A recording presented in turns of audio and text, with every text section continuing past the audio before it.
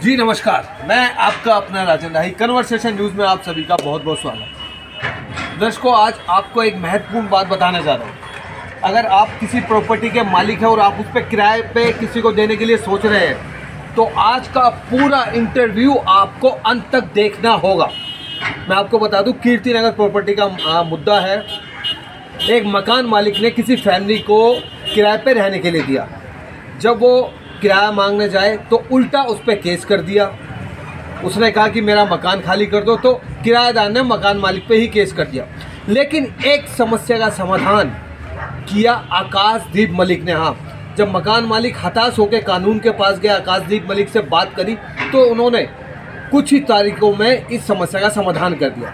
आइए आपको रूबरू कराते हैं मिस्टर आकाशदीप मलिक से। और आपकी चर्चा, आज की जो चर्चा होगी वो होगी कि मकान किराए पे देने से पहले किराएदार की पूरी वेरिफिकेशन और उसका पूरा अतीत, क्या वो जितने टाइम के लिए आप मकान दे रहे हैं, क्या वो उस किराए के देने के योग्य है या नहीं है। इन्हीं मुद्दों पर चर्चा करेंगे कन्वर्सेशन न्यूज़ में। आप मेरे साथ ही लगातार बने रहे। मैं आपका अपना राजन राही कन्वर्सेशन न्यूज़। समाधान किया क्या है, पूरी जानकारी बताइए आप।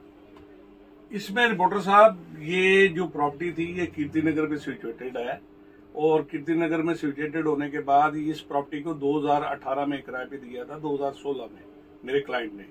और 2016 से लेके 2017-18 तक उसने किराया कभी रोक के, कभी कॉपरेशन से, कैसे भी करके आदमी कॉपरेट करता है किसी की मजबूरी समझते हुए। जब वो 2018 तक किराया देने में असमर्थ रहे, पूरी तरह से कभी प्रॉपर नहीं दे पाते थे, तो उसने, जाहिर सी बात है, उसने कहा जी आप मेरी प्रॉपर्टी खाली कर दो, आप कहीं और शिफ्ट कर जाओ, मैं अपनी प्रॉपर्टी किसी और को दे दूंगा।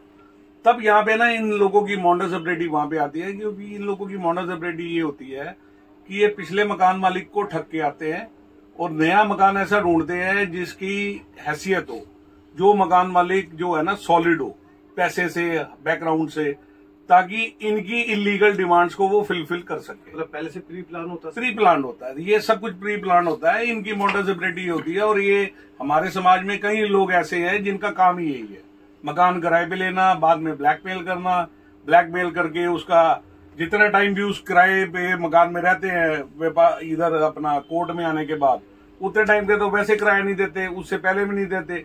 2-2.5 साल किराया फ्री में चला गया जी, और उसके बाद जो है 10-20 लाख रुपए की डिमांड कर देते हैं। 10-20 लाख रुपए की डिमांड, कई लोग जो कोर्टों में नहीं जाना चाहते, जो हरास नहीं होना चाहते, देखिए टाइम तो लगता है कोर्टों में। तो आप ये कहना चाहते हैं कुछ लोगों ने ये बिजनेस बना रखा है? Yes, absolutely. कुछ लोगों ने नहीं, यहाँ पे ऐसे कई लोग हैं जो सिर्फ उनका बिजनेस ही नहीं है, ये व्यापार है उनके लिए। ये उनके लिए जो है वो नहीं है कि उनके लिए उनको अकोमोडेशन चाहिए अपने रहने के लिए, अपने जीवन निर्वाह करने के लिए। ये बिजनेस है उनका, इस तरह का वो बिजनेस चला रहे हैं।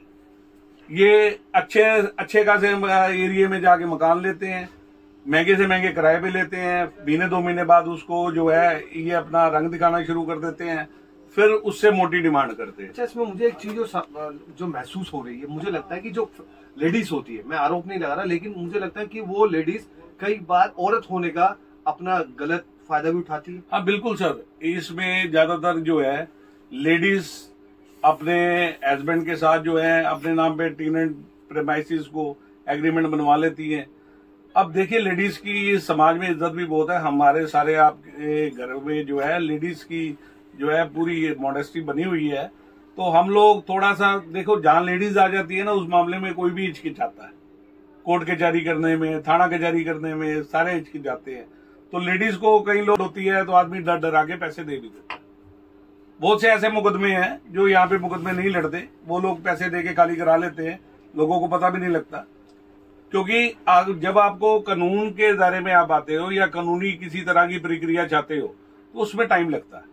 अच्छा, जो लोग, मान लीजिए मैं हूँ या कुछ और लोग हैं जो अपनी प्रॉपर्टी किराए पे देना चाहते हैं और ठीक ठाक इनकम कमाना चाहते हैं, अगर वो किराए पे दे तो किन फायदों, मतलब किन बातों का ध्यान रखें कि मैं किराए पे देने से पहले? आप ये देखिए लोग पुलिस वेरिफिकेशन कराते हैं।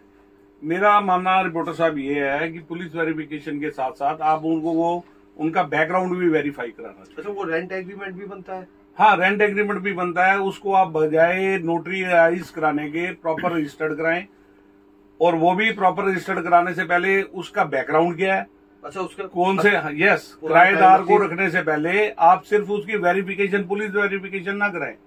मेरा मानना यह है कि आप उसके बैकग्राउंड की भी वेरिफिकेशन कराएं। उसकी इनकम क्या है, वो आपका किराया दे सकता है नहीं दे सकता, थोड़ा वेरीफाई ये भी करें सामाजिक तौर पर। इससे क्या होगा, थोड़ी सी आसानी होगी।